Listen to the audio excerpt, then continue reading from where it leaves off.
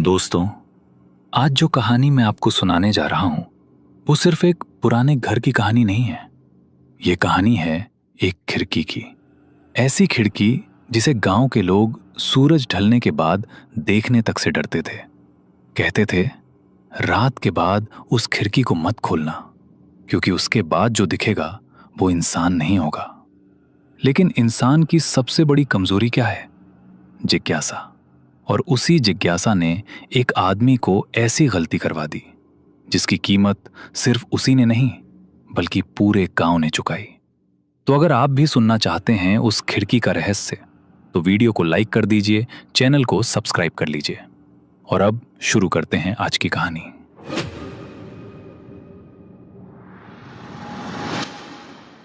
मेरा नाम दीपक है।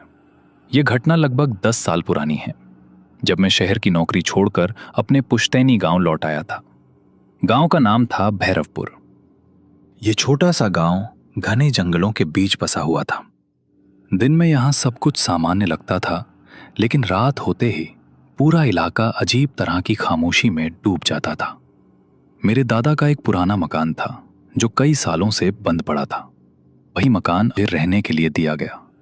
घर बहुत बड़ा था, मिट्टी की मोटी दीवारें, लकड़ी की छत और लंबा सा आंगन। लेकिन उस घर में एक चीज ऐसी थी जिसने पहली नजर में ही मेरा ध्यान खींच लिया। वो थी कमरे की एक बड़ी पुरानी खिड़की। खिड़की अजीब थी। बाकी खिड़कियों की तरह खुली नहीं रहती थी। उस पर मोटी लकड़ी के पट्टे ठोके गए थे, जैसे किसी ने उसे जानबूझकर हमेशा के लिए बंद कर दिया हो। मैंने पड़ोस में रहने वाले बुजुर्ग रामलाल से पूछा, काका, इस खिड़की को क्यों बंद किया हुआ है? रामलाल ने पहले तो जवाब देने से बचने की कोशिश की, लेकिन जब मैंने बार बार पूछा तो उन्होंने बस इतना कहा, बेटा, शाम के बाद उस खिड़की के पास मत जाना। मैंने हंसते हुए पूछा, क्यों, भूत है क्या वहां? रामलाल ने मेरी तरफ देखा और पहली बार उनके चेहरे पर सच में डर दिखाई दिया। उन्होंने धीमी आवाज में कहा, भूत होता तो बात आसान होती, जो वहां है उसे हम समझ ही नहीं पाए। उस समय मुझे लगा कि ये बस गांव वालों की पुरानी अंधविश्वास वाली बातें होंगी।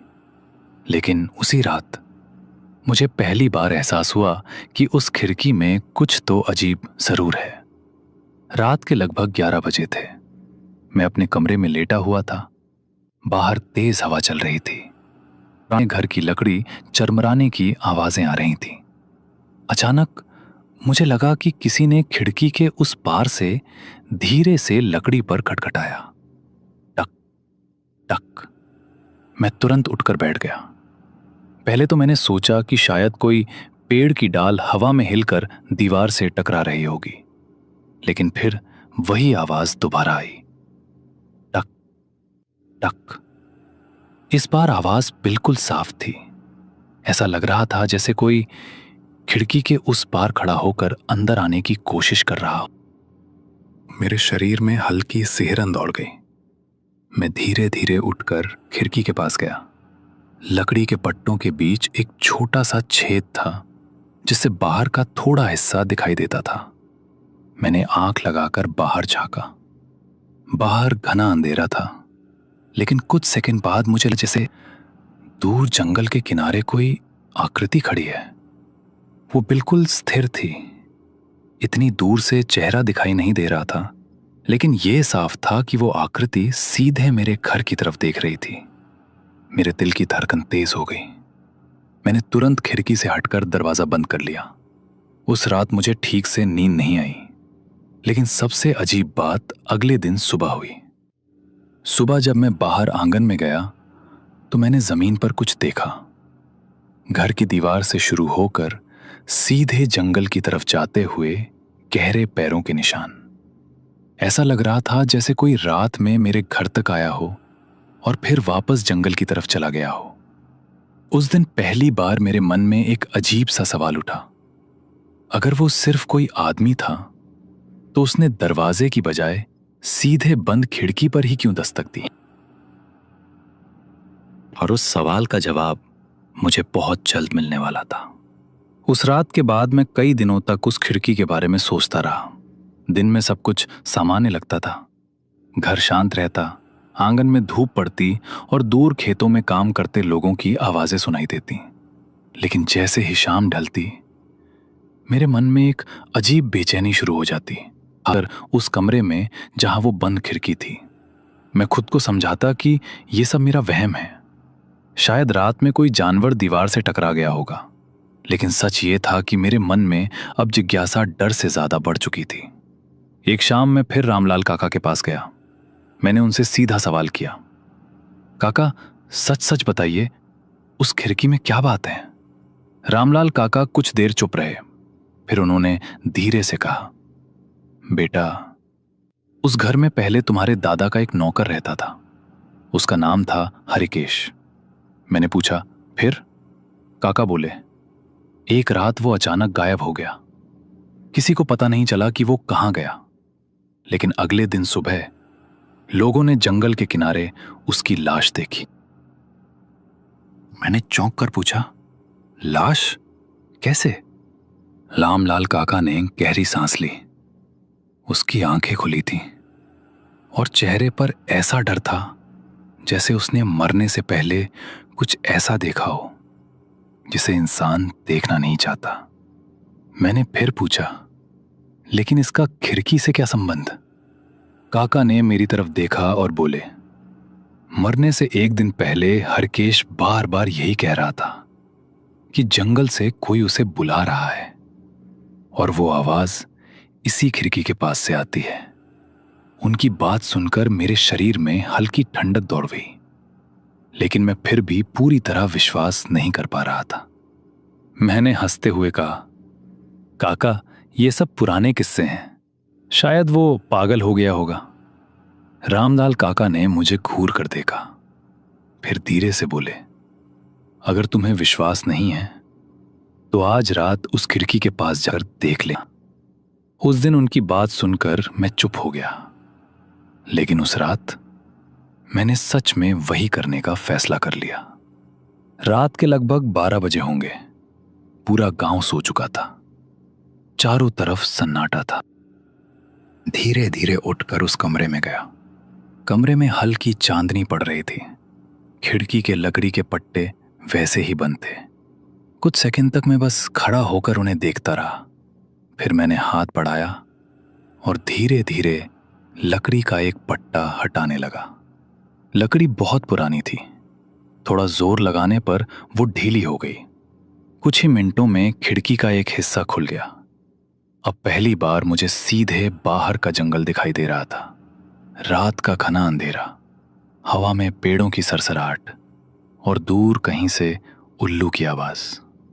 मैं कुछ देर तक बाहर देखता रहा। कुछ भी अजीब नहीं दिख रहा था। मैंने राहत की सांस ली और खुद पर हंसने लगा। देखा, सब बेकार की बातें थी। लेकिन जैसे ही मैं खिड़की बंद करने के लिए मुड़ा, मेरी नजर फिर जंगल की तरफ गई और इस बार मेरा दिल जैसे अचानक रुक गया, क्योंकि जंगल के किनारे पेड़ों के बीच कोई खड़ा था। वो आकृति बिल्कुल स्थिर थी।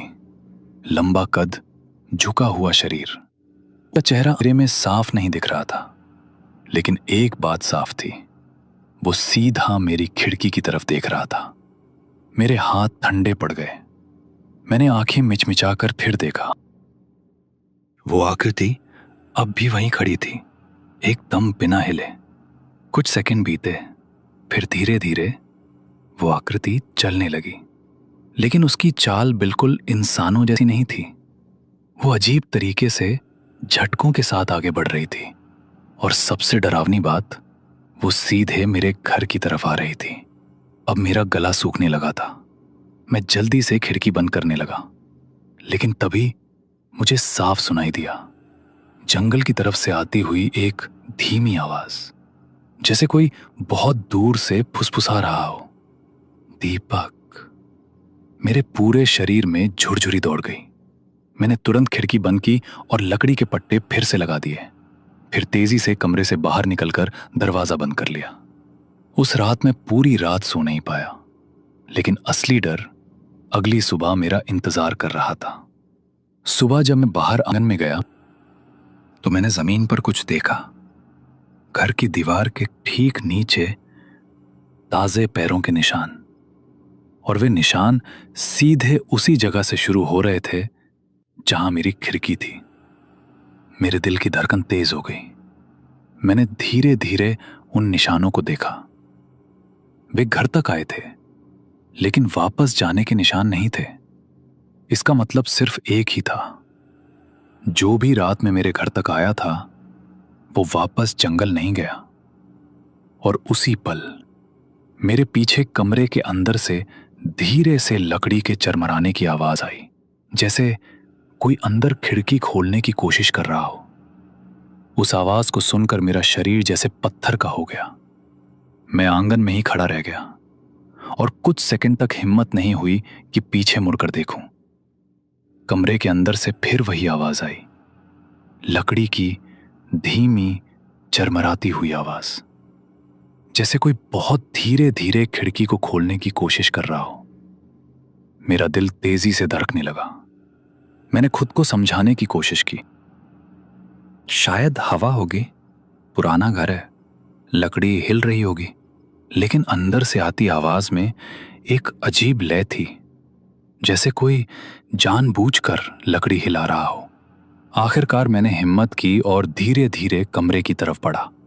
दरवाजा आधा खुला था। मैंने हल्का सा धक्का देकर उसे खोला। कमरे में सन्नाटा था। खिड़की वैसे ही बंद थी जैसे मैंने रात में छोड़ी थी। कुछ भी बदला हुआ नहीं लग रहा था। मैंने राहत की सांस ली। देखा, बेकार में डर गया। लेकिन जैसे ही मैं मुड़ा, मेरी नजर कमरे के फर्श पर पड़ी और मेरा गला सूख गया। फर्श पर मिट्टी से बने पैरों के निशान थे, और वे निशान सीधे खिड़की से शुरू होकर कमरे के अंदर की तरफ जा रहे थे। मेरे हाथ कांपने लगे, क्योंकि उन निशानों की दिशा साफ बता रही थी। कोई बाहर से अंदर आया था, और सबसे डरावनी, वो निशान कमरे से बाहर नहीं गए थे। ऐसा लग रहा था जैसे जो भी अंदर आया था वो अभी भी इसी घर में कहीं था। मेरे माथे पर पसीना आ गया। मैं धीरे धीरे कमरे से बाहर निकल आया। उस दिन पहली बार मुझे सच में डर लगा। शाम होते होते मैं सीधा रामलाल काका के घर पहुंचा। मैंने उन्हें सब कुछ बता दिया, खिड़की खोलने से लेकर रात में दिखी आकृति और सुबह के पैरों के निशान तक। मेरी बात सुनते ही रामलाल काका का चेहरा पीला पड़ गया। उन्होंने धीरे से पूछा, तुमने खिड़की खोल दी थी? मैंने सिर हिला दिया। कुछ सेकंड तक वो चुप रहे। फिर उन्होंने बहुत धीमी आवाज में कहा, तुमने बहुत बड़ी गलती कर दी बेटा। मेरे दिल की धड़कन और तेज हो गई। क्यों काका, क्या हुआ? रामलाल काका ने दूर जंगल की तरफ देखा, फिर बोले, बहुत साल पहले उस जंगल में एक आदमी रहता था। उसका नाम था नरबली तांत्रिक रघुवीर। मैं चौंक गया। तांत्रिक? काका बोले, हाँ, लोग कहते हैं कि वो काला जादू करता था। रात जंगल में अजीब अजीब हवन करता था। गांव वाले उससे डरते थे। एक रात कुछ लोगों ने उसे जंगल में किसी अजीब साधना करते देखा। कहते हैं वो किसी परछाई को बुलाने की कोशिश कर रहा था। मैं चुपचाप सुनता रहा। काका ने आगे कहा, लेकिन उसकी साधना अधूरी रह गई। उस रात गांव वालों ने उसे पकड़ लिया और पीट पीट कर मार डाला। मेरे शरीर में ठंडक दौड़ गई। फिर रामलाल काका ने मेरी आंखों में देखा। मरते वक्त उसने कहा था, उनकी आवाज और धीमी हो गई, मैं वापस आऊंगा और इस गांव में किसी को चैन से नहीं रहने दूंगा। मैंने घबराकर पूछा, लेकिन उसका इस खिड़की से क्या संबंध?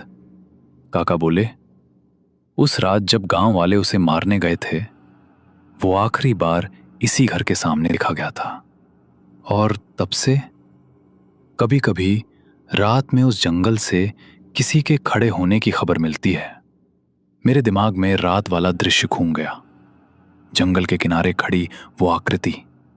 मैंने डरते हुए पूछा, काका, अगर वो सच में वापस आया है तो क्या करेगा? रामलाल काका ने धीरे से कहा, जिस घर की खिड़की पहले खुलती है वो उसी घर में आता है। मेरे पैरों के नीचे से जैसे जमीन खिसक गई। उस रात मैं बहुत देर तक घर के बाहर ही बैठा रहा। अंदर जाने की हिम्मत नहीं हो रही थी, लेकिन आखिरकार मुझे जाना ही पड़ा। रात धीरे धीरे गहरी होती जा रही थी। मैं अपने कमरे में लेट गया, लेकिन नींद दूर दूर तक नहीं थी।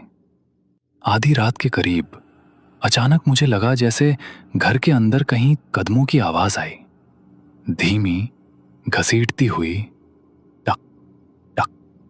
मेरा दिल जोर से धड़कने लगा। मैंने सांस रोककर सुना। कदमों की आवाज अब साफ थी, और सबसे डरावनी बात, वो आवाज मेरे कमरे की तरफ आई। मेरे पूरे शरीर में झुरझुरी दौड़ गई।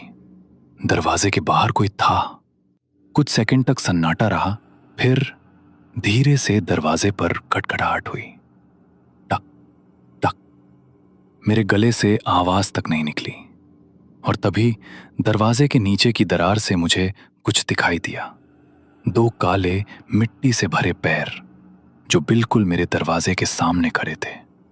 और उसी पल दरवाजे के बाहर से एक धीमी भारी आवाज आई, दीपक, खिड़की तुमने ही खोली थी, अब दरवाजा भी खोल दो। दरवाजे के नीचे दिख रहे उन काले पैरों को देखकर मेरा पूरा शरीर कांपने लगा। मेरी सांसें तेज हो गई थीं।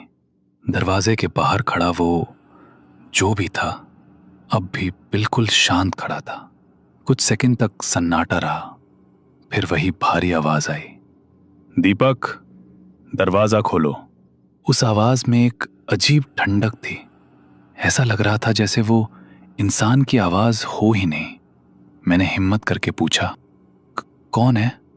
बाहर कुछ सेकंड तक सन्नाटा रहा, फिर धीरे से जवाब आया, तुमने मुझे बुलाया है। मेरे शरीर में जैसे बिजली दौड़ गई। मैंने कांपती आवाज में कहा, मैंने किसी को नहीं बुलाया। बाहर से फिर वही आवाज आई, खिड़की खुली थी, और खिड़की रास्ता होती है। मेरे हाथ ठंडे पड़ गए। अब मुझे रामलाल काका की बात याद आ रही थी। जिस घर की खिड़की पहले खुलती है वो उसी घर में आता है। दरवाजे के बाहर खड़ा वो धीरे धीरे दरवाजे को छूने लगा। लकड़ी हल्की हल्की चरमराने लगी।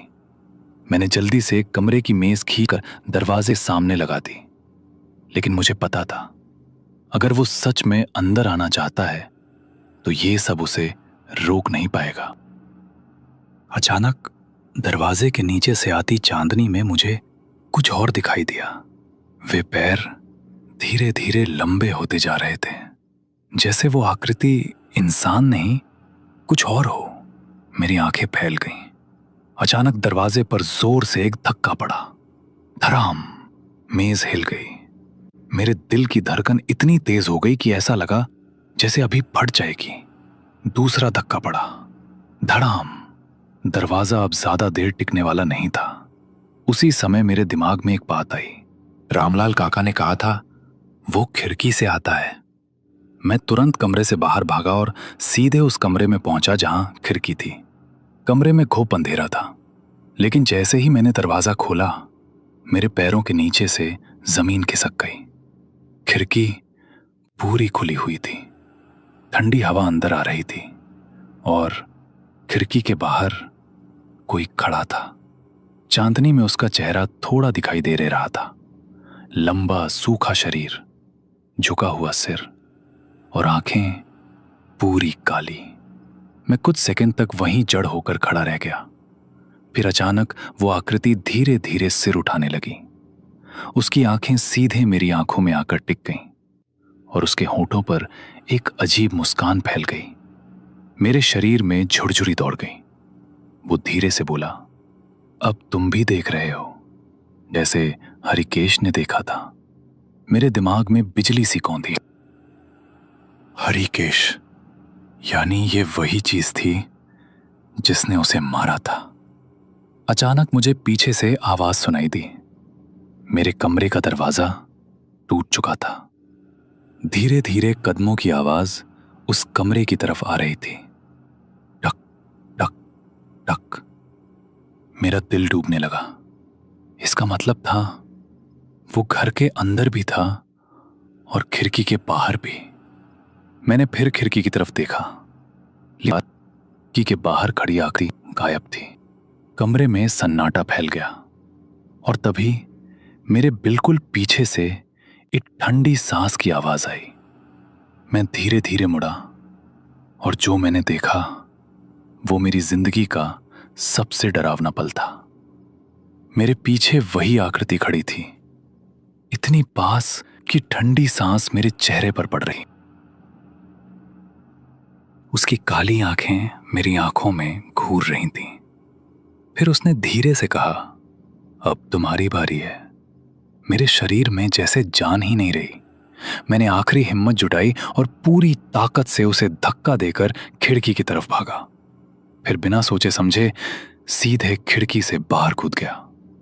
मैं जमीन पर गिरा और तुरंत उठकर जंगल की तरफ भागने लगा। पीछे मुड़कर देखने की हिम्मत नहीं हुई। मैं तब तक भागता गया, सुबह होने तक नहीं पहुंच गया। सूरज निकला तो मैं वापस अपने घर गया, लेकिन जो ये घर का दरवाजा खुला था। अंदर सब कुछ सामान्य था, कोई निशान नहीं, कोई टूट फूट नहीं, जैसे रात को कुछ हुआ ही ना हो। मैं धीरे धीरे उस कमरे में गया जहां खिड़की थी। खिड़की फिर से बंद थी। लकड़ी के पट्टे वैसे ही लगे थे जैसे सालों से लगे हों, लेकिन दीवार पर मिट्टी से लिखा हुआ एक वाक्य था। मैंने कांपते हुए पढ़ा, अब अगली खिड़की का इंतजार है। उस दिन के बाद मैं कभी उस घर में वापस नहीं गया, लेकिन आज भी जब कभी रात में हवा खिड़की से टकराती है तो मुझे लगता है कहीं कोई किसी खिड़की के खुलने का इंतजार कर रहा है। तो ये थी उस रात की सच्ची घटना। लेकिन गांव के लोग कहते हैं कि उस घर की खिड़की आज भी हर अमावस्या की रात अपने आप खुल जाती है, और अगर कोई गलती से भी उस खिड़की के अंदर झांक ले तो अगली सुबह वो इंसान कभी दिखाई नहीं देता। अब ये कहानी सच है या सिर्फ डराने के लिए सुनाई जाती है, ये तो कोई नहीं जानता। लेकिन अगर आपको भी आज की कहानी सुनते वक्त कहीं से अजीब सी आवाज, किसी के चलने की आहट या अचानक ठंडी हवा महसूस हुई हो तो कमेंट में जरूर लिखना, मैंने भी महसूस किया। वीडियो को लाइक करो, अपने दोस्तों के साथ शेयर करो और ऐसे ही रहस्यमयी और खौफनाक किस्से सुनने के लिए चैनल को सब्सक्राइब करना मत भूलना। अगली कहानी शायद किसी और की नहीं बल्कि तुम्हारे ही गांव की हो सकती है।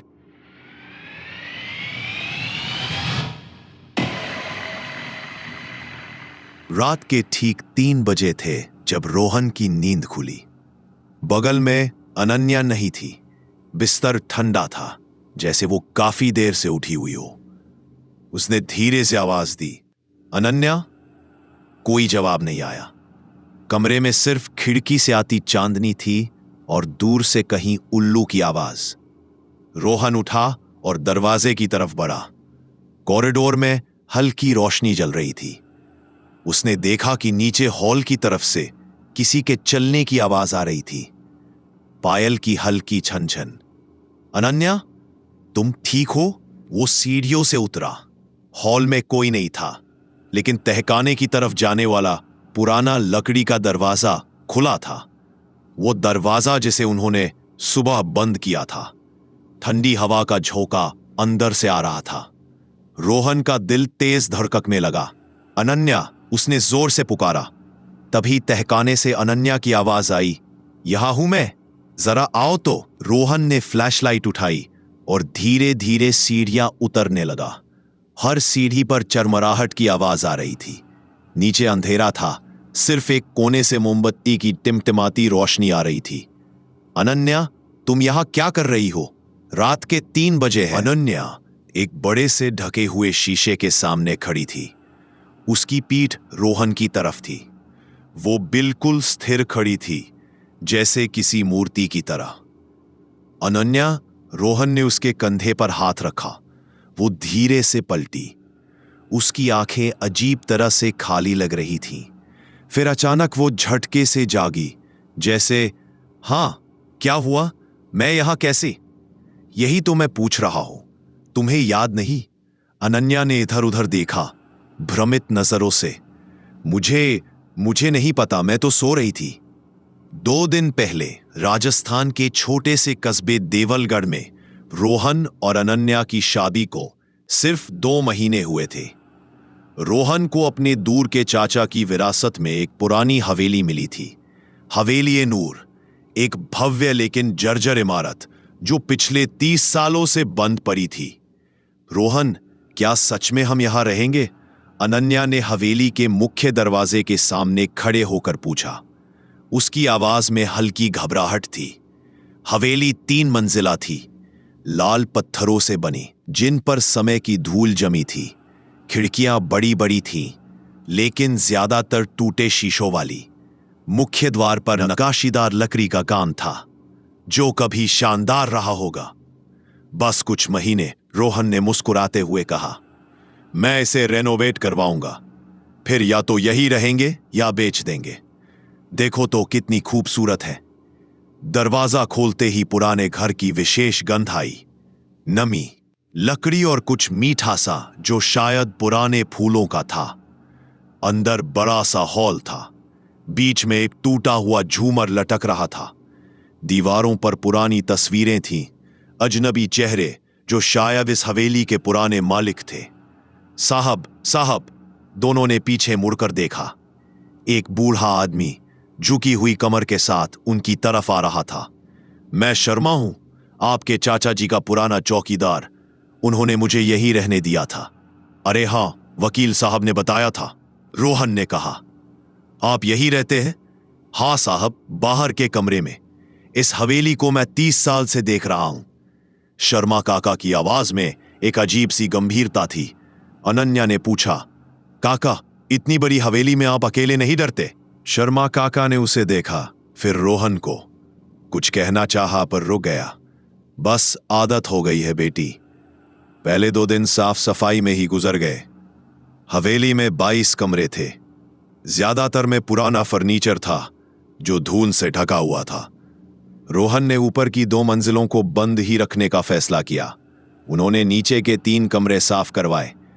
तीसरी शाम को जब अनन्या किचन में खाना बना रही थी, शर्मा काका आए। बेटी, एक बात कहूं? हाँ काका, बोलिए। तहखाने में मत जाना। वहां पुराना सामान है, सीढ़ियां टूटी हुई हैं। अनन्या ने मुस्कुराकर कहा। ठीक है काका, वैसे भी मुझे तहखानों से डर लगता है। लेकिन शर्मा काका की आंखों में कुछ और था। डर नहीं, बल्कि चेतावनी। चौथी रात को फिर वही हुआ। रोहन की नींद खुली, अनन्या गायब। इस बार वो सीधे नीचे गया और हाँ, तहखाने का दरवाजा फिर खुला था। अनन्या, इस बार उसने झिझक नहीं की। फ्लैशलाइट लेकर वो तहखाने में उतरा। अनन्या वही खड़ी थी, उसी ढके शीशे के सामने। अनन्या, ये तीसरी बार है। क्या हो रहा है तुम्हें? वो धीरे से बोली, आंखें शीशे पर टिकी हुई। इसके पीछे कुछ है। क्या? ये शीशा, ये मुझे बुलाता है। रोहन का कलेजा धक से रह गया। तुम क्या कह रही हो? अनन्या ने शीशे पर पड़े पुराने कपड़े को छुआ। इसे खोलना है। नहीं, पहले ऊपर चलो। लेकिन अनन्या ने एक झटके में कपड़ा खींच लिया। शीशा सामने आ गया। यह कोई साधारण शीशा नहीं था। लगभग 8 फुट ऊंचा, चौड़ा, भारी लकड़ी के फ्रेम में। फ्रेम पर अजीब से निशान बने थे, कुछ संस्कृत के अक्षर, कुछ ऐसे चिन्ह जो रोहन ने पहले कभी नहीं देखे। और शीशे में उन्हें अपना अक्स दिखा, लेकिन कुछ अलग था। रोहन ने गौर से देखा। शीशे में उसका चेहरा सामान्य लग रहा था, लेकिन अनन्या, तुम ठीक हो? शीशे में अनन्या का चेहरा धुंधला लग रहा था, जैसे किसी ने पानी में उसकी परछाई को हिला दिया हो। और एक पल के लिए, बस एक पल के लिए, रोहन को लगा कि वहां कोई और चेहरा था। कोई बड़ी उम्र की औरत, लंबे बाल, गहरी आंखें। उसने आंखें झपकाईं। अब वहां सिर्फ अनन्या थी। मुझे अजीब लग रहा है, अनन्या ने कहा और अचानक लड़खड़ा गई। रोहन ने उसे संभाला। चलो ऊपर चलते हैं अभी। वो उसे ऊपर ले गया। अनन्या बिस्तर पर लेट गई। उसका माथा गर्म था। रोहन, मुझे कुछ याद नहीं आ रहा। मैं नीचे कैसे गई? सो जाओ पहले, कल बात करेंगे। लेकिन रोहन को नींद नहीं आई। वो खिड़की के पास खड़ा रहा। बाहर चांद निकल आया था। हवेली की परछाई लंबी दिख रही थी। तभी उसने देखा नीचे बगीचे में शर्मा काका खड़े थे। इतनी रात को वो क्या कर रहे थे? काका ने ऊपर देखा। उनकी और रोहन की नजरें मिली। फिर काका ने हाथ का इशारा किया, जैसे कुछ कहना चाह रहे हो। अगली सुबह रोहन सबसे पहले शर्मा काका के पास गया। काका, वो शीशा तहखाने में, वो क्या है? शर्मा काका की चाय का कप हाथ में थम गया। उन्होंने गहरी सांस ली। साहब, मैंने आपको मना किया था। अब बताइए पूरी सच्चाई। शर्मा काका ने चारों तरफ देखा, फिर धीमी आवाज में बोले, वो शीशा साधारण नहीं है। इसे 200 साल पहले एक तांत्रिक ने बनाया था। तांत्रिक? हाँ, कहते हैं कि यह शीशा इंसान का असली चेहरा दिखाता है। जो बाहर से दिखता है वो नहीं, जो अंदर से है वो। रोहन को हंसी आने लगी। काका, यह सब अंधविश्वास है। तो फिर आपकी बीवी रात में नींद में क्यों चलती है? 3 रातों से? रोहन चुप हो गया। साहब, एक और बात, आपके चाचा, वो भी इसी शीशे के चक्कर में पागल हो गए थे। आखिरी दिनों में वो बस यही बड़बड़ाते रहते थे, शीशा झूठ नहीं बोलता। तो इसे तोड़ क्यों नहीं देते? शर्मा काका के चेहरे पर डर पैर गया। तोड़ने की कोशिश की गई थी साहब, लेकिन जिसने भी हथौड़ा उठाया उसका हाथ, उन्होंने अपना बायां हाथ दिखाया जो थोड़ा टेढ़ा था। यह मेरा है, मैंने कोशिश की थी। उसी रात ऐसा लगा जैसे शीशे ने मुझे धक्का दे दिया। रोहन को यकीन नहीं हो रहा था, लेकिन शर्मा काका की आंखों में सच्चाई थी। तो अब क्या करें? उस कमरे को बंद कर दीजिए, ताला लगा दीजिए और बीवी को वहां से दूर रखिए। रोहन ने वैसा ही किया। उसने तहखाने के दरवाजे पर मोटा ताला लगा दिया, चाबी अपनी जेब में रखी। उस दिन अनन्या पूरा दिन चुप रही, कुछ खाया नहीं, बस खिड़की से बाहर देखती रही। शाम को रोहन ने पूछा, तबीयत कैसी है? ठीक हूं। उसकी आवाज बेजान थी। कुछ याद है कल रात का? नहीं, बस एक सपना याद है। कैसा सपना? किसी औरत का। वो मुझे बुला रही थी, कह रही थी, आ जा, मैं तेरा इंतजार कर रही हूं। रोहन के रोंगटे खड़े हो गए। उस रात रोहन ने तय किया कि वो जागता रहेगा। उसने कुर्सी पर बैठकर अनन्या को देखा। वो सो रही थी। गाड़ी में रात के 12 बजे, फिर 1, 2, ढाई, ठीक 3 बजे अनन्या उठी, लेकिन उसकी आंखें बंद थी। वो सीधे दरवाजे की तरफ चलने लगी। अनन्या, रोहन ने आवाज दी। कोई जवाब नहीं। वो उसके पीछे पीछे गया।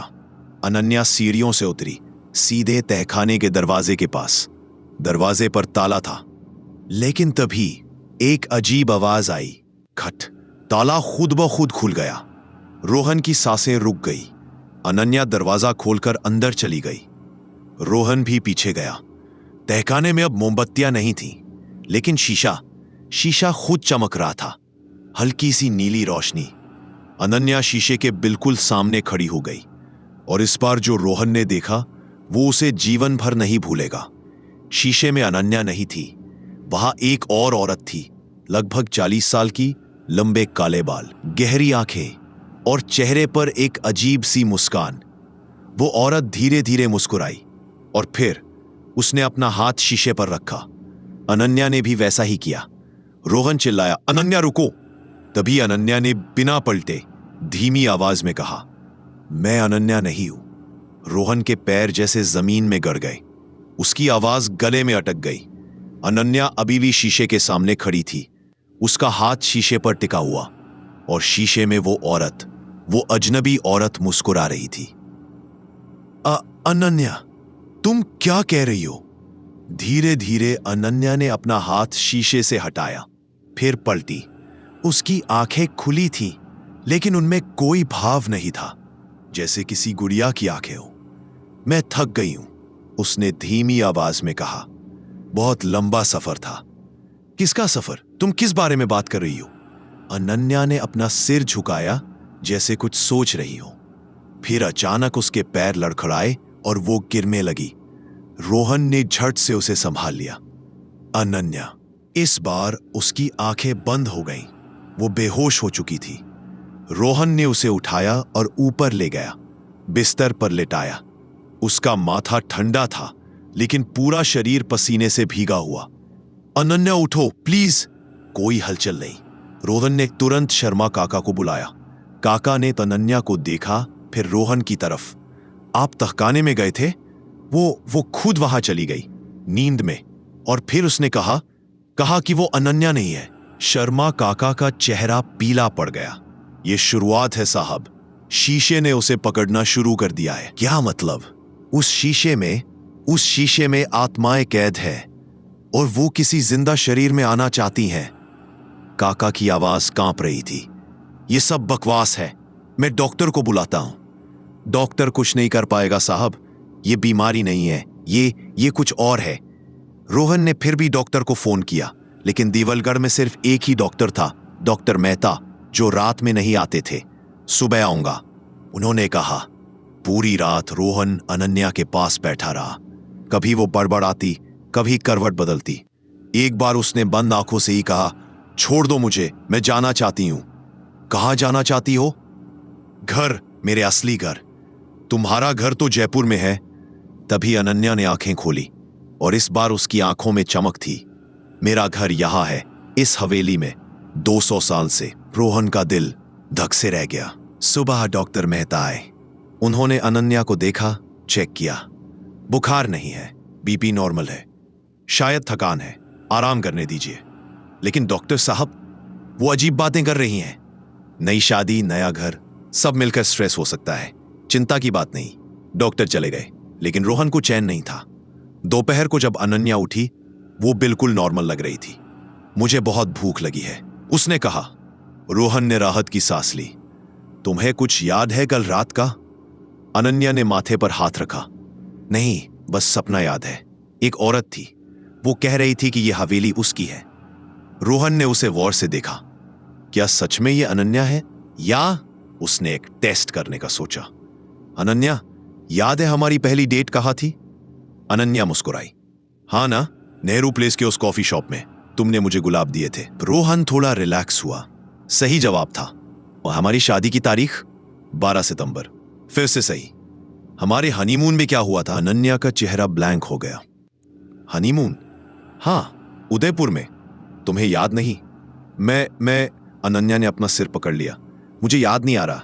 रोहन का दिल तेज धड़कने लगा। यह गलत है। अनन्या को सब याद रहता था। वो तो हर छोटी बात को संजो कर रखती थी। शाम को रोहन ने और टेस्ट किए। उसने अनन्या से उसके बचपन के बारे में पूछा। अनन्या ने सही जवाब दिए। उसके माता पिता के नाम, उसके स्कूल का नाम, सब सही। लेकिन जब रोहन ने उनके रिश्ते के बारे में पूछा, उनकी पहली बारिश, उनकी पहली फाइट, वो दिन जब रोहन ने प्रपोज किया था, अनन्या को कुछ याद नहीं आया। तुम्हें सच में याद नहीं? रोहन ने आखिरी बार पूछा। रोहन, मुझे तबीयत ठीक नहीं लग रही, शायद इसी वजह से। अनन्या की आंखों में आंसू आ गए। या फिर रोहन ने सोचा, या फिर ये सच में अनन्या नहीं है। रात को रोहन सो नहीं पाया। वो बार बार अनन्या को देखता रहा। वो शांति से सो रही थी। उसका चेहरा वैसा ही था, वही नाक, वही होठ, वही तिल कान के पास। लेकिन कुछ अलग था, जैसे कोई चीज बदल गई हो। तभी अनन्या ने नींद में बड़बड़ाना शुरू किया। मोहिनी, मैं मोहिनी हूं। विक्रम कहाँ है? रोहन ने तुरंत लाइट जलाई। अनन्या, लेकिन वो सो रही थी, बस बड़बड़ा रही थी। विक्रम, तुमने वादा किया था, तुम कहाँ हो? रोहन का पूरा शरीर कांप गया। मोहिनी, विक्रम, ये कौन है?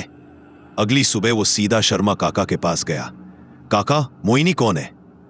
शर्मा काका की चाय का कप हाथ से छूट गया। आपने ये नाम कहाँ सुना? अनन्या रात में ये नाम ले रही थी। काका ने गहरी सांस ली, फिर एक पुरानी अलमारी खोली और एक धूल भरी डायरी निकाली। यह आपके चाचा की डायरी है, इसमें सब लिखा है। रोहन ने डायरी खोली।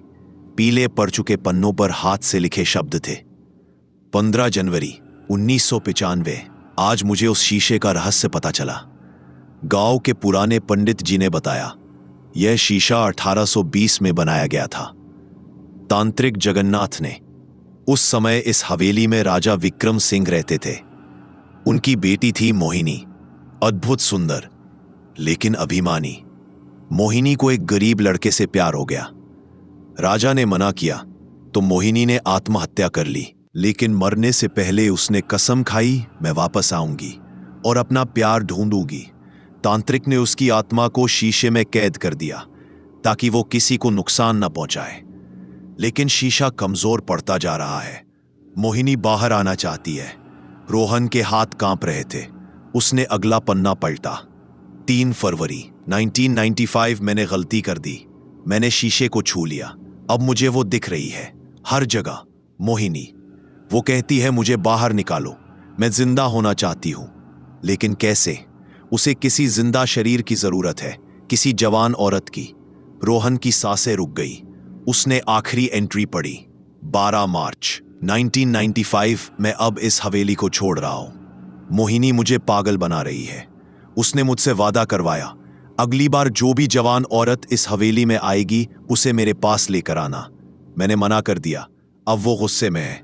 कल रात उसने मुझ पर हमला किया। मैं बाल बाल बचा।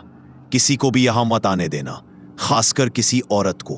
रोहन ने डायरी बंद कर दी। उसका पूरा शरीर पसीने से भीग गया था। काका, अनन्या। हाँ साहब। मोहिनी ने उसे चुन लिया है। धीरे धीरे वो उसके शरीर पर कब्जा कर रही है। तो अनन्या का क्या होगा? शर्मा काका ने आंखें झुका ली। अगर मोहिनी पूरी तरह अंदर आ गई तो अनन्या हमेशा के लिए खो जाएगी। रोहन को लगा जैसे जमीन उसके पैरों तले से खिसक गई। कितना समय है हमारे पास? ज्यादा नहीं, शायद 3-4 दिन। पूर्णिमा से पहले पहले। पूर्णिमा की रात शीशे की ताकत सबसे ज्यादा होती है। रोहन ने कैलेंडर देखा। आज 10 तारीख थी, पूर्णिमा 13 को। बस 3 दिन। वो तुरंत कमरे में गया। अनन्या सोफे पर बैठी थी, खिड़की से बाहर देख रही थी। अनन्या, हमें यहां से जाना होगा, अभी, आज ही। अनन्या ने पलटकर देखा। उसकी आंखों में एक अजीब सी चमक थी। क्यों? ये जगह सुरक्षित नहीं है। प्लीज मेरी बात मानो। अनन्या धीरे धीरे खड़ी हुई। मैं कहीं नहीं जा रही। क्या? मैंने कहा मैं कहीं नहीं जा रही। ये मेरा घर है। अनन्या, तुम क्या कह रही हो? हमारा घर जयपुर में है। नहीं, अनन्या ने जोर से कहा, इतनी जोर से कि रोहन चौंक गया।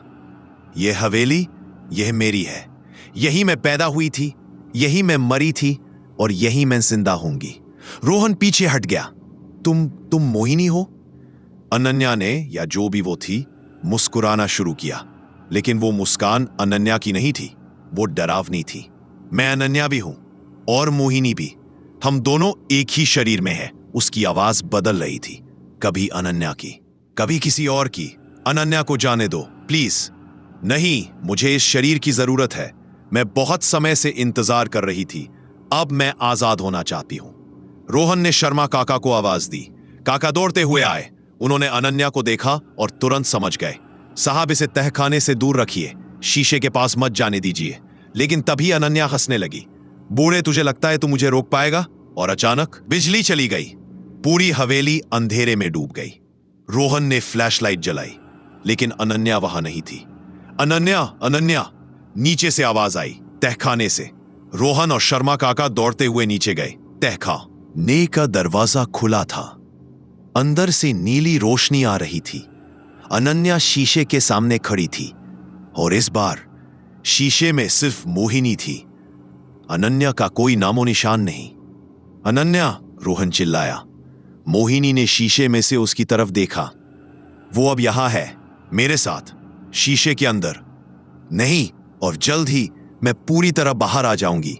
तब ये शरीर सिर्फ मेरा होगा। रोहन आगे बढ़ा, लेकिन शर्मा काका ने उसे रोक लिया। मत जाइए साहब, शीशा आपको भी खींच लेगा। तो क्या करूं? अनन्या को ऐसे मरने दूं? एक रास्ता है। लेकिन काका रुक गए। लेकिन क्या?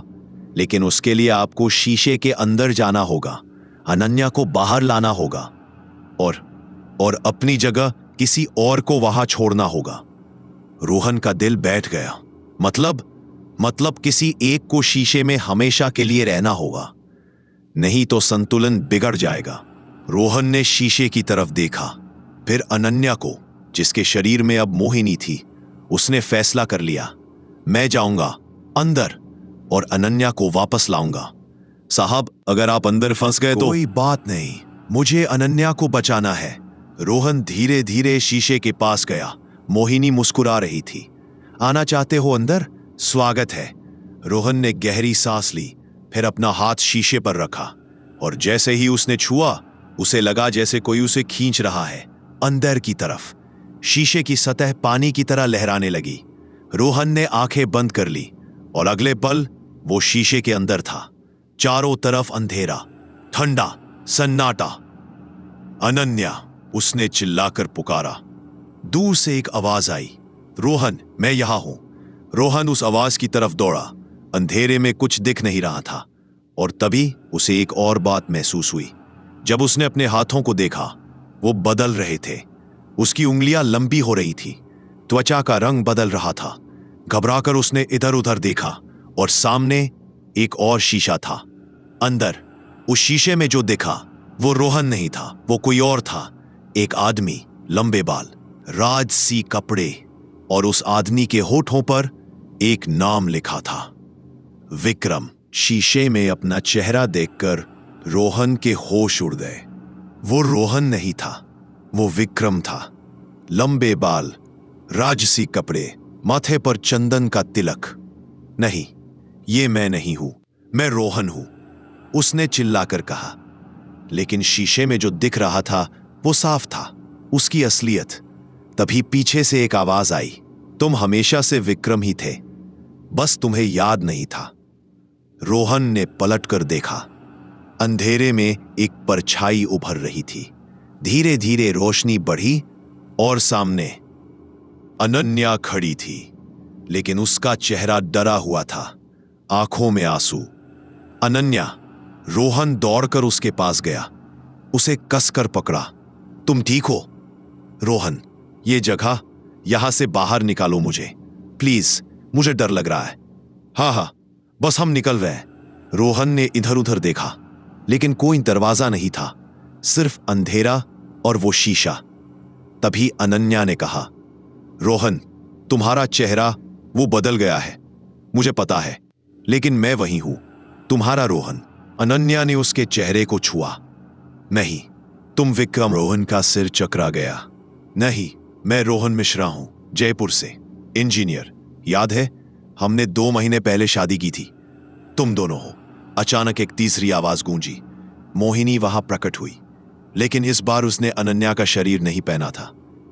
वो अपने असली रूप में थी, खूबसूरत, लेकिन आंखों में गहरा दुख। तुम विक्रम हो और रोहन भी, जैसे ये अनन्या है और मैं भी इसी शरीर में थी। रोहन ने मोहिनी को घूरा। तुमने हम पर क्या किया है? मोहिनी धीरे धीरे पास आई।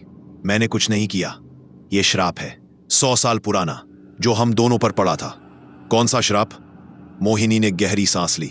बैठो, मैं तुम्हें पूरी कहानी सुनाती हूं, वो कहानी जो तुम भूल गए हो। 1825, देवलगढ़ की हवेली। विक्रम सिंह इस हवेली का युवराज था। बहादुर, सुंदर, लेकिन अकेला। उसके पिता राजा जगत सिंह एक क्रूर राजा थे, प्रजा से सख्ती से पेश आते थे। एक दिन विक्रम शिकार से लौट रहा था। जंगल के रास्ते में उसे एक लड़की दिखी। वो एक पेड़ के नीचे बैठी फूल चुन रही थी।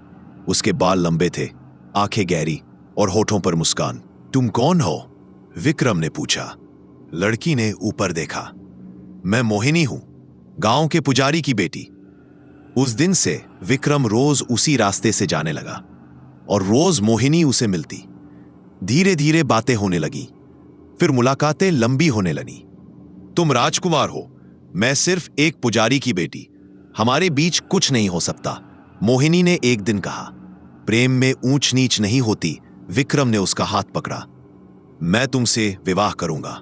तुम्हारे पिता कभी मानेंगे नहीं, मैं उन्हें मनाऊंगा।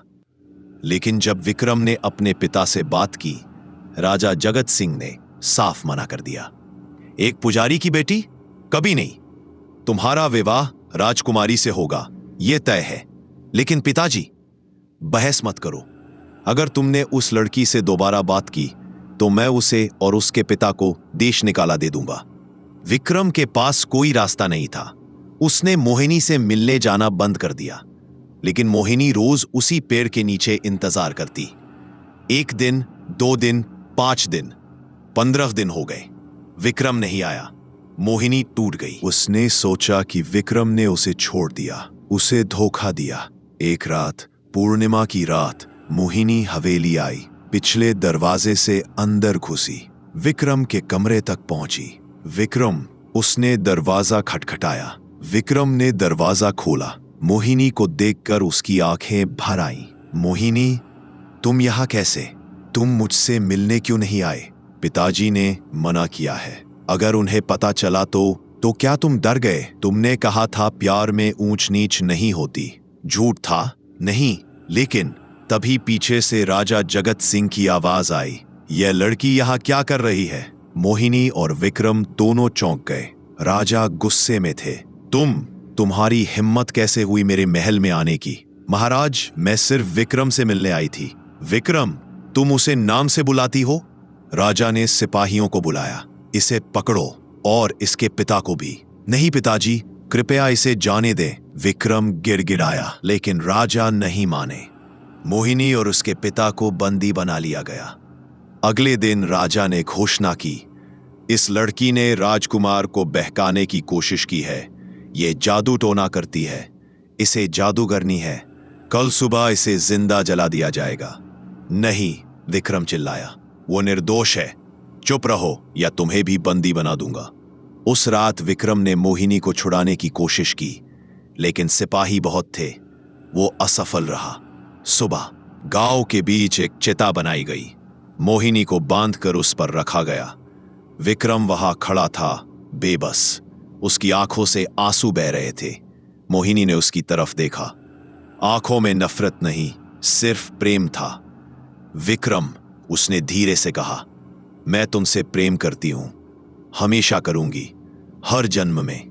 मोहिनी, मुझे माफ कर दो, मैं तुम्हें बचा नहीं पाया।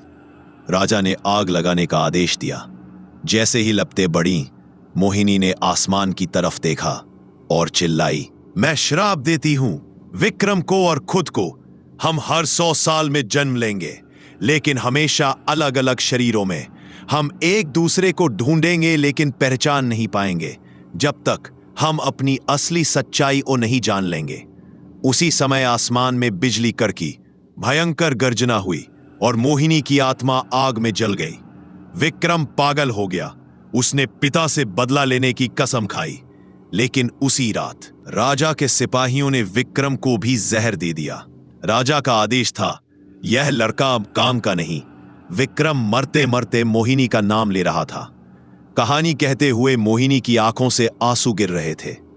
उसके बाद एक तांत्रिक आया, उसने हमारी आत्माओं को पकड़ा, इस शीशे में कैद कर दिया। उसने कहा, तुम दोनों हर 100 साल में फिर से जन्म लोगे, लेकिन हमेशा अलग अलग, और शीशा तुम्हें वापस बुलाएगा। नहीं, विक्रम को सब याद आने लगा। धुंधली यादें, जलती चिता, मोहिनी की चीख, वो दर्द। तो मैं सच में विक्रम हूं? तुम विक्रम की आत्मा हो, रोहन के शरीर में, जैसे मैं मोहिनी की आत्मा हूं। अनन्या ने घबराकर पूछा, तो मेरा क्या? मैं कौन हूं? तुम अनन्या हो, लेकिन तुम्हारे शरीर में मैं आ रही थी, धीरे धीरे, ताकि मैं जिंदा हो सकूं। नहीं, रोहन ने मोहिनी को धक्का देकर अनन्या को अपने पीछे किया। मैं तुम्हें अनन्या को नहीं ले जाने दूंगा। लेकिन विक्रम, हम साथ हो सकते हैं। बस मुझे अनन्या का शरीर चाहिए और तुम रोहन के शरीर में रहो। हम फिर से साथ होंगे। रोहन का दिल भारी हो गया। एक तरफ उसकी पुरानी प्रेमिका मोहिनी, जिसे वो बचा नहीं पाया, जिसके लिए वो सदियों से तरस रहा था, और दूसरी तरफ अनन्या, जिससे उसने इस जन्म में प्यार किया, शादी की। नहीं मोहिनी, मैं अनन्या को नहीं खोना चाहता। मोहिनी के चेहरे पर दर्द छा गया। तो तुम मुझे फिर से छोड़ दोगे, जैसे उस दिन छोड़ा था? मैंने तुम्हें नहीं छोड़ा, मेरे पास कोई चारा नहीं था, लेकिन अब है। अब हम साथ हो सकते हैं, किसी और की जान लेकर। यह गलत है। मोहिनी की आंखें लाल हो गईं। गलत? तुम्हें पता है मैंने कितने साल इंतजार किया? 100 साल, फिर दूसरा जन्म, वहां भी तुम मुझे नहीं मिले, फिर ये जन्म। मैं तुम्हें नहीं छोड़ूंगी विक्रम। वो आगे बढ़ी, उसकी उंगलियां लंबी होने लगी, आंखें काली। रोहन ने अनन्या का हाथ पकड़ा। भागो। वो दोनों अंधेरे में दौड़ने लगे। लेकिन कोई बाहर का रास्ता नहीं था। तभी अनन्या को कुछ दिखा। रोहन, वो देखो, दूर अंधेरे में दो और शीशे चमक रहे थे। वो दोनों उस तरफ दौड़े। पहले शीशे के पास पहुंचे। उसमें एक औरत थी, रो रही थी। जब रोहन ने गौर से देखा, वो अनन्या थी, असली अनन्या। यह मैं हूं। अनन्या ने शीशे को छुआ। मैं यहां फंसी हूं। दूसरे शीशे में रोहन था, असली रोहन। तो हम दोनों यहां फंसे हैं, रोहन ने कहा, और हमारे शरीरों में विक्रम और मोहिनी आ रहे हैं। अनन्या ने पूरा किया। पीछे से मोहिनी की आवाज आई, अब तुम्हें सच पता चल गया, लेकिन बहुत देर हो चुकी है। रोहन ने पलटकर देखा। मोहिनी के पीछे एक और परछाई थी। विक्रम, वो विक्रम रोहन जैसा ही दिख रहा था, क्योंकि वो रोहन के अंदर था। यह सब बहुत कंफ्यूजिंग है, रोहन ने कहा। विक्रम मुस्कुराया। मैं जानता हूं, लेकिन सच यही है, हम दोनों एक ही शरीर साझा कर रहे हैं। तुम रोहन हो, मैं विक्रम, लेकिन धीरे धीरे मैं मजबूत हो रहा हूं। तो तुम मुझे खत्म कर दोगे? नहीं, मैं सिर्फ तुम पर नियंत्रण लूंगा। तुम अंदर रहोगे, मैं बाहर, जैसे मोहिनी अनन्या के साथ कर रही है। अनन्या ने डरकर पूछा, तो असली में हम हमेशा यहां फंसे रहेंगे? मोहिनी ने कहा, हाँ, जब तक शीशा रहे। तो शीशे को तोड़ दो, रोहन चिल्लाया। नहीं, मोहिनी और विक्रम दोनों ने एक साथ कहा। अगर शीशा टूटा, विक्रम ने समझाया, तो हम सब खत्म हो जाएंगे। तुम, हम, अनन्या, सब। तो फिर क्या करें?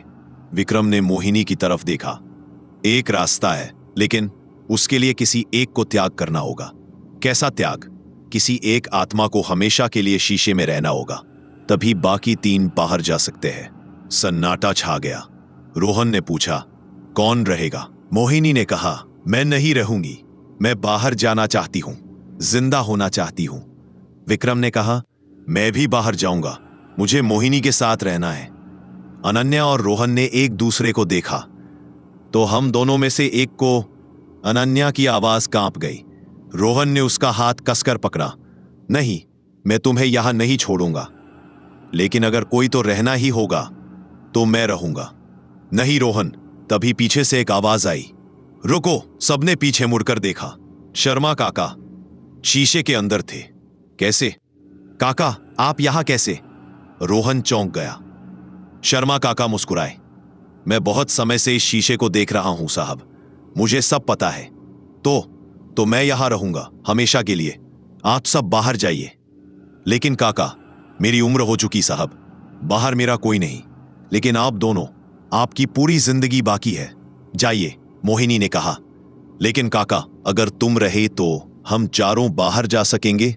हाँ, विक्रम ने सोचा, फिर कहा, ठीक है, यह सबके लिए अच्छा है। लेकिन रोहन को कुछ अजीब लग रहा था। काका, आप ये क्यों कर रहे हैं? शर्मा काका की आंखों में आंसू आ गए। साहब, क्योंकि ये सब मेरी गलती है। क्या मतलब? मैं वो तांत्रिक हूं जिसने ये शीशा बनाया था। सबके होश उड़ गए। क्या? शर्मा काका, नहीं, तांत्रिक जगन्नाथ ने सिर झुकाया। मैं भी इसी श्राप में फंसा हूं। हर 100 साल में जन्म लेता हूं और इस शीशे की रक्षा करता हूं। ये मेरी सजा है। उस दिन मैंने मोहिनी और विक्रम को यहां कैद किया था। अब मैं उन्हें आजाद करूंगा। तुम वो तांत्रिक हो? रोहन की आवाज कांप रही थी। शर्मा काका, नहीं, तांत्रिक जगन्नाथ ने धीरे से सिर हिलाया। उनकी आंखों में सदियों का बोझ था। हां साहब, मैंने ही यह शीशा बनाया था। उस समय राजा जगत सिंह ने मुझे बुलाया था। कहा, मेरे बेटे और उस लड़की की आत्माओं को कैद करो। ये दोनों मरने के बाद भी मेरे परिवार को परेशान करेंगे। मोहिनी की आंखें लाल हो गईं। तुमने हमें यहां बंद किया। 200 साल से हम यहां फंसे हैं, मुझे पता है, और इसी गुनाह की सजा मैं भी भुगत रहा हूं। मुझे भी हर 100 साल में जन्म लेना पड़ता है। इस हवेली की रक्षा करनी पड़ती है। ये मेरा श्राप है। विक्रम आगे आया। लेकिन अब तुम हमें आजाद करोगे? तांत्रिक ने गहरी सांस ली। हां, लेकिन एक शर्त है। कौन सी शर्त? रोहन ने पूछा। शीशे को तोड़ना होगा, पूर्णिमा की रात, आधी रात को, तभी सब आजाद हो सकते हैं। लेकिन आपने कहा था कि अगर शीशा टूटा तो हम सब खत्म हो जाएंगे। तांत्रिक मुस्कुराए। मैंने झूठ बोला था। सच तो यह है कि अगर शीशा सही तरीके से तोड़ा जाए तो सब आत्माएं आजाद हो जाएंगी। लेकिन लेकिन क्या? लेकिन जिस शरीर में जो आत्मा पहले से है वही रहेगी। मतलब अगर विक्रम रोहन के शरीर में मजबूत हो गया तो रोहन खत्म हो जाएगा। अगर मोहिनी अनन्या पर पूरी तरह कब्जा कर ले वो अनन्या खत्म हो जाएगी। अनन्या की सांसें तेज हो गई। नहीं, मैं नहीं मरना चाहती। रोहन ने उसे गले लगा लिया। कुछ नहीं होगा तुम्हें, मैं वादा करता हूं। मोहिनी ने कहा, लेकिन यह तो उचित नहीं है। हम सदियों से यहां फंसे हैं, हमारा भी हक है जीने का। हाँ है, रोहन ने कहा, लेकिन किसी और की जान लेकर नहीं। विक्रम ने रोहन को देखा, अपने ही चेहरे को देखा। तुम समझते नहीं हो, मैं 200 साल से मोहिनी को ढूंढ रहा हूं। अब जब मिल गई है तो तुम चाहते हो कि मैं उसे फिर से छोड़ दूं? मैं जानता हूं यह मुश्किल है, लेकिन नहीं, तुम नहीं जानते। विक्रम उसकी बात काटते हुए चिल्लाया। तुमने मोहिनी को जलते नहीं देखा, उसकी चीखें नहीं सुनी। वो दर्द मुझे हर जन्म में याद रहता है। मोहिनी के आंसू गिरने लगे। विक्रम, तांत्रिक बीच में बोले, समय कम है, पूर्णिमा आज रात है। आधी रात को शीशा तोड़ना होगा। तब तक तुम सबको फैसला करना होगा, कौन बाहर जाएगा, कौन अंदर रहेगा। और अगर हम फैसला नहीं करें, अनन्या ने पूछा, तो सब यहीं रह जाएंगे हमेशा के लिए। सन्नाटा छा गया, हर कोई अपने अपने विचारों में खोया था। रोहन ने अनन्या की तरफ देखा, उसकी पत्नी जिससे उसने 2 महीने पहले शादी की थी, जिसके साथ उसने सपने देखे थे, बच्चे, घर, बुढ़ापा, सब कुछ। फिर उसने विक्रम को देखा, अपनी पिछली जन्म की आत्मा को, जो अपनी प्रेमिका को बचा नहीं पाया, जो सदियों से तड़प रहा था। क्या वो विक्रम को मोहिनी से मिलने का मौका नहीं देगा? लेकिन फिर अनन्या का क्या? बाहर हवेली में असली दुनिया में शाम हो चुकी थी। आसमान में पूर्णिमा का चांद उग रहा था। शीशे के सामने अनन्या का शरीर खड़ा था, लेकिन उसमें अब कौन था, अनन्या या मोहिनी, यह कोई नहीं जानता था। रोहन का शरीर भी वहीं था, आंखें बंद, सांसें धीमी। दोनों शरीर शीशे की नीली रोशनी में नहाए हुए थे। शीशे के अंदर चारों आत्माएं एक घेरे में बैठी थी। तांत्रिक बीच में खड़ा था। सुनो, तांत्रिक ने कहा, मैं तुम्हें एक रास्ता बताता हूं, लेकिन यह आसान नहीं है। सबने ध्यान से सुना। 2 शरीर हैं बाहर, 4 आत्माएं हैं अंदर। अगर शीशा टूटे तो हर शरीर में सिर्फ एक आत्मा रह सकती है। बाकी दो का क्या होगा? रोहन ने पूछा। बाकी 2 मुक्त हो जाएंगी, उन्हें अगला जन्म मिलेगा, नया शरीर, नई जिंदगी, लेकिन उन्हें इस जन्म की कोई याद नहीं रहेगी। मोहिनी ने धीरे से कहा, मतलब मुझे विक्रम की याद नहीं रहेगी? नहीं, तुम दोनों अलग अलग जन्म लोगे। शायद मिलो, शायद ना मिलो, लेकिन पहचान नहीं पाओगे। विक्रम का दिल डूब गया। ये तो उसी श्राप जैसा हुआ। हाँ, लेकिन एक फर्क है, इस बार तुम शीशे में कैद नहीं रहोगे, आजाद होगे। अनन्या ने कहा, तो 2 को शरीर मिलेगा, 2 को सिर्फ मुक्ति? हाँ, रोहन ने पूछा, और यह तय कैसे होगा कि किसे क्या मिलेगा? तांत्रिक ने उनकी आंखों में देखा। यह तुम्हें तय करना है, खुद। आधी रात से पहले घंटे गुजरते गए, रात गहराती गई। मोहिनी और विक्रम एक कोने में बैठे थे, धीरे धीरे बातें कर रहे थे। मुझे माफ कर दो मोहिनी, विक्रम ने कहा, मैं तुम्हें बचा नहीं पाया। यह तुम्हारी गलती नहीं थी, मेरी ही गलती थी। मुझे अपने पिता के खिलाफ लड़ना चाहिए था, मुझे तुम्हें भगाकर ले जाना चाहिए था। मोहिनी ने उसका हाथ पकड़ा। शीशे के अंदर भी वो हाथ असली लगा। तुमने वो किया जो तुम कर सकते थे। अब हमारे पास एक मौका है। कौन सा मौका? साथ रहने का। अगर हम दोनों बाहर जाए उन शरीरों में, तो हम साथ रह सकते हैं। विक्रम ने रोहन और अनन्या की तरफ देखा। वो भी दूसरे कोने में बैठे थे, लेकिन उनका क्या होगा? मोहिनी चुप रही। दूसरे कोने में रोहन अनन्या के बालों में उंगलियां फेर रहा था। तुम्हें डर लग रहा है? बहुत ज्यादा। मैं मरना नहीं चाहती। हमने अभी अभी तो शादी की है, अभी तो हमारी जिंदगी शुरू हुई है। मुझे पता है, मैं भी यही सोच रहा हूं। रोहन ने उसे कसकर पकड़ा। लेकिन एक बात सोचो, अगर हम दोनों बाहर गए तो विक्रम और मोहिनी, तो क्या हुआ? उन्होंने हम पर हमला किया, हमारे शरीर चुराने की कोशिश की। हां, लेकिन उनकी भी एक कहानी है, एक दर्द है। सोचो अनन्या, अगर मैं तुम्हें खो दूं और सदियों तक तुम्हें ढूंढता रहूं, कैसा लगेगा? अनन्या की आंखों में आंसू आ गए। मुझे नहीं पता रोहन, मुझे बस ये पता है कि मैं तुम्हारे बिना नहीं जी पाऊंगी। मैं भी। दोनों चुप हो गए, बस एक दूसरे को पकड़े रहे। आधी रात करीब आ रही थी। घड़ी की टिक टिक गूंज रही थी। चांद आसमान में ठीक बीच में था। तांत्रिक ने सबको बुलाया। समय आ गया है, फैसला करो। चारों आत्माएं एक दूसरे को देख रही थी। विक्रम ने गहरी सांस ली, फिर बोला, मैं बाहर नहीं जाऊंगा। मोहिनी चौंक गई। क्या? रोहन और अनन्या को जाने दो, उनकी पूरी जिंदगी बाकी है। लेकिन विक्रम, हम सदियों से। मुझे पता है, लेकिन मोहिनी, सोचो, अगर हम उनके शरीर ले लें तो हम वो विक्रम और मोहिनी नहीं रहेंगे। हम किसी और के शरीर में जी रहे होंगे, किसी और की जिंदगी चुराकर। मोहिनी के होंठ कांप रहे थे। तो फिर हम मुक्त होंगे, अगले जन्म में मिलेंगे। शायद इस बार कोई राजा ना हो, कोई दीवार ना हो। शायद हम एक साधारण जिंदगी जी पाए, लेकिन हम एक दूसरे की याद नहीं रहेगी। विक्रम मुस्कुराया। प्यार को याद की जरूरत नहीं होती, दिल पहचान लेता है। मोहिनी की आंखों से आंसुओं की धार बह निकली। वो विक्रम के गले लग गई। मैं तुम्हें बहुत याद करूंगी। मैं भी। तांत्रिक ने रोहन की तरफ देखा। और तुम? रोहन ने अनन्या का हाथ पकड़ा। हम दोनों बाहर जाएंगे, अपने शरीरों में अपनी जिंदगी जिएंगे। तांत्रिक ने सिर हिलाया। ठीक है, तो ये तय रहा। रोहन और अनन्या बाहर जाएंगे, विक्रम और मोहिनी मुक्त होंगे। और आप? अनन्या ने पूछा। तांत्रिक मुस्कुराए। मैं यही रहूंगा, इस शीशे में। यह मेरी सजा है और मैं इसे भुगतना चाहता हूं। लेकिन नहीं बेटी, मैंने गलती की थी। तो प्रेमियों को अलग किया था। अब मैं उनके लिए रास्ता बना रहा हूं। यही मेरा प्रायश्चित है। घड़ी में आधी रात बजी। 12 बार घंटे की आवाज। जी।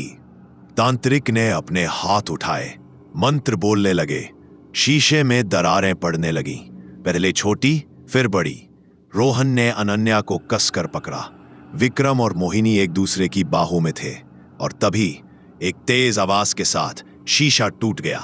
चारों तरफ सफेद रोशनी फैल गई, इतनी तेज कि कुछ दिखाई नहीं दे रहा था। रोहन ने महसूस किया कि कोई उसे खींच रहा है, ऊपर की तरफ, बाहर की तरफ। वो चिल्लाया, अनन्या, मैं यहां हूं। उसकी आवाज आई और फिर सब अंधेरा हो गया। अगली सुबह रोहन की आंखें खुली। वो तहखाने के फर्श पर पड़ा था। सिर में दर्द हो रहा था। पास में टूटे शीशे के टुकड़े बिखरे थे। अनन्या, वो उठकर बैठा। पास में अनन्या भी लेटी थी। धीरे धीरे उसकी आंखें खुली। रोहन, दोनों ने एक दूसरे को देखा, फिर कसकर गले लग गए। हम बच गए, अनन्या रो रही थी। हम सच में बच गए। हाँ, हम बाहर हैं। तभी उन्हें याद आया, विक्रम और मोहिनी। उन्होंने टूटे शीशे की तरफ देखा। सिर्फ कांच के टुकड़े थे, कोई नीली रोशनी नहीं, कोई आत्मा नहीं। वो कहाँ गए?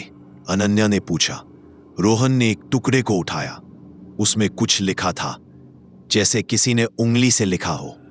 शुक्रिया, अगले जन्म में मिलेंगे, विक्रम और मोहिनी। रोहन की आंखों में आंसू आ गए। रोहन, शर्मा काका कहाँ है? अनन्या ने पूछा। दोनों ऊपर गए। बाहर के कमरे में देखा, काका वहां नहीं थे। उनका सामान भी नहीं था, बस एक चिट्ठी थी तकिए पर। साहब, मेरा काम पूरा हो गया, अब मुझे जाना है। शीशा टूट गया तो मेरा श्राप भी खत्म हो गया। अब मुझे भी मुक्ति मिलेगी। आप दोनों खुश रहिए। और हां, इस हवेली को बेच दीजिएगा, यहां बहुत दर्द है। अब किसी खुशी की जरूरत है। आपका जगन्नाथ शर्मा। 3 महीने बाद रोहन और अनन्या जयपुर वापस आ गए थे। हवेली बिक गई थी, एक स्कूल बनेगा वहां। एक शाम अनन्या ने कहा, रोहन, कभी कभी मुझे लगता है, क्या सच में वो सब हुआ था या बस एक सपना था? रोहन ने उसका हाथ पकड़ा। सच था, लेकिन अब खत्म हो गया। तुम्हें लगता है विक्रम और मोहिनी फिर मिलेंगे? मुझे यकीन है, प्यार रास्ता ढूंढ ही लेता है। 2 तारे बन गए, अलग अलग दिशाओं में गए, लेकिन तारे जानते हैं वो फिर मिलेंगे। क्योंकि कुछ प्यार मौत से भी बड़े होते हैं, कुछ रिश्ते जन्म जन्म के होते हैं। और शीशा भले ही टूट गया था, लेकिन प्यार नहीं टूटा। अगर आपको यह कहानी पसंद आई हो तो लाइक, शेयर और सब्सक्राइब जरूर करें। और हां, बेल आइकन दबाना मत भूलिएगा ताकि आने वाली सभी डरावनी कहानियों की नोटिफिकेशन आपको मिलती रहे। कमेंट में बताइए कि आपको यह कहानी कैसी लगी, और अगर आपके पास भी कोई डरावना अनुभव है तो जरूर शेयर कीजिए। तो मिलते हैं अगली कहानी में।